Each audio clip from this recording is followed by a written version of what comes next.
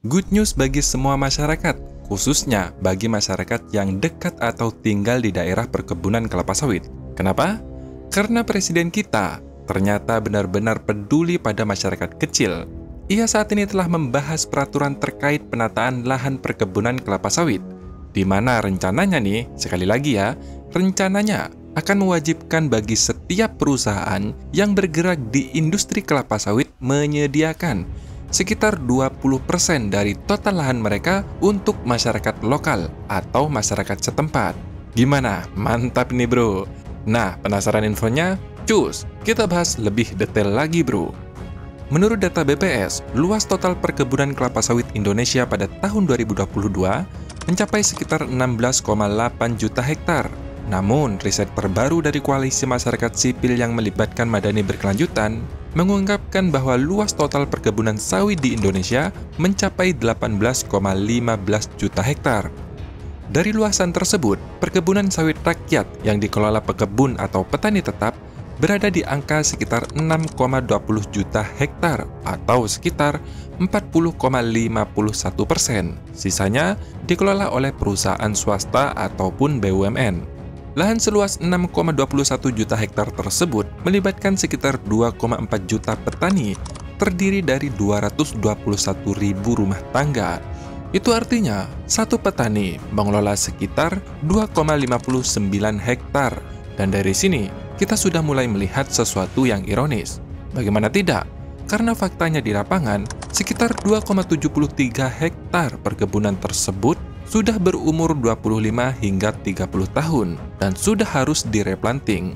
Masalah tersebut semakin diperparah dengan program penanaman ulang yang belum berjalan optimal hingga saat ini. Kedua faktor tersebut dalam jangka panjang tentu akan menimbulkan gap produksi yang semakin melebar. Artinya, kecakapan sumber daya manusia yang mengelola perkebunan kelapa sawit juga harus perlu ditingkatkan, khususnya dari sektor perkebunan rakyat. Di sisi lain, 59,49% atau sekitar 10,80 juta hektar dari total perkebunan kelapa sawit di Indonesia yang dikelola oleh perusahaan, ternyata hanya ada sekitar 2.389 perusahaan saja. Jelas, ini semakin menggambarkan bagaimana buruknya tata kelola sawit di negeri ini. Artinya, satu perusahaan mengelola sekitar 4,52 ribu hektar lahan sawit.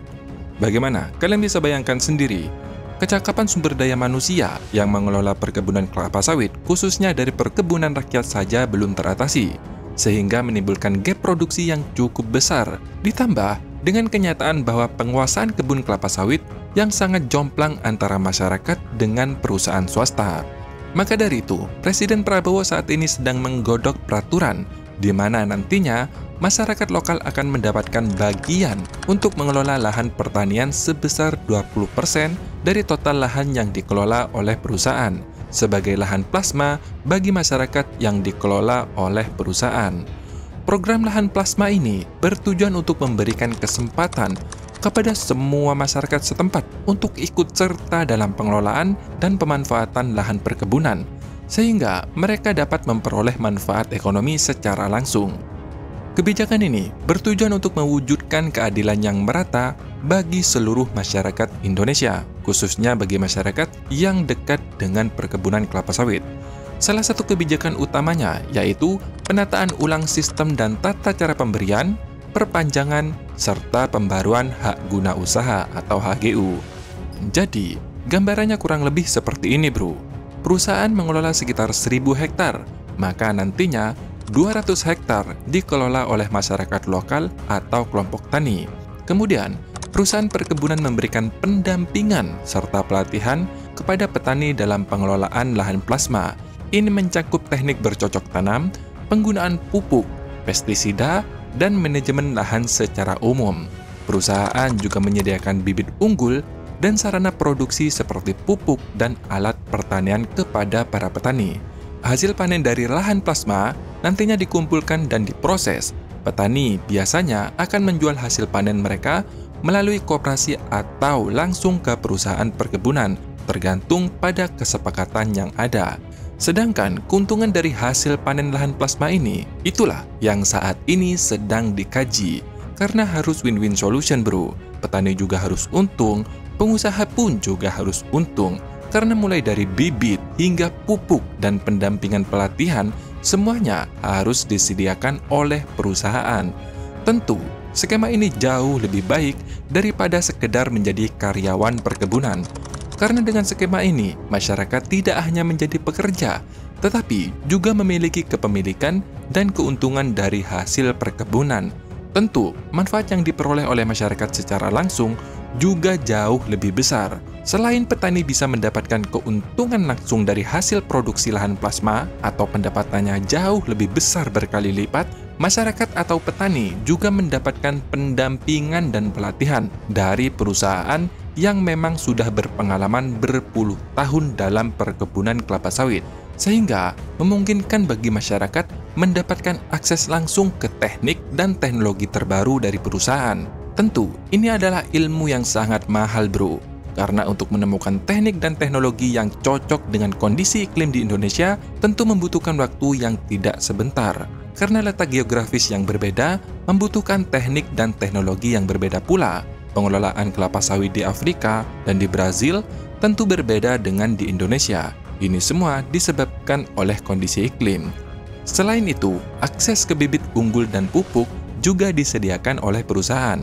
Masyarakat tidak perlu lagi mengeluarkan tenaga ahli, waktu, dan uang riset untuk membudidayakan bibit unggul. Dan yang paling penting, pengawasan ketat secara langsung oleh perusahaan. Karena tentu mereka tidak mau hasil produksi kelapa sawit mereka turun.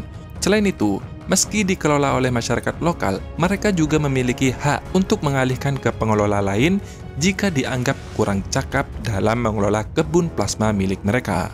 Nah, harapan kita semua, jika para petani harus menanggung sebagian biaya operasional, semoga ada skema pembiayaan yang tidak memberatkan bagi masyarakat, misalnya dalam bentuk kredit lunak atau subsidi pemerintah, sehingga kebijakan ini tidak sekedar formalitas di atas kertas, melainkan benar-benar diterapkan dan menguntungkan para petani. Karena admin sendiri bro, sangat pro terhadap petani, karena tolak ukur kemakmuran suatu negara, jika petani makmur, ya pasti yang lain juga makmur. Nggak percaya? Coba aja lihat sendiri, negara maju mana coba yang petaninya tidak makmur. Sedangkan bagi perusahaan, tentu kebijakan ini membawa berbagai keuntungan seperti mengurangi konflik sosial dengan masyarakat sekitar seperti yang terjadi selama ini. Kebijakan alokasi 20% HGU untuk masyarakat merupakan langkah yang benar-benar mereformasi agraria yang positif dan berpotensi menciptakan keseimbangan antara kepentingan petani dan pengusaha. Jika diimplementasikan dengan pengawasan yang ketat serta didukung oleh regulasi yang jelas, kebijakan seperti ini dapat menjadi solusi nyata dalam meningkatkan kesejahteraan petani serta menciptakan iklim bisnis yang lebih adil dan berkelanjutan. Nah, bagaimana menurut kalian? Apakah kalian setuju jika alokasi 20% bagi masyarakat lokal benar-benar diimplementasikan? Silahkan tulis pendapat kalian di kolom komentar. Terima kasih sudah menonton. Sampai jumpa di next video. Dadah!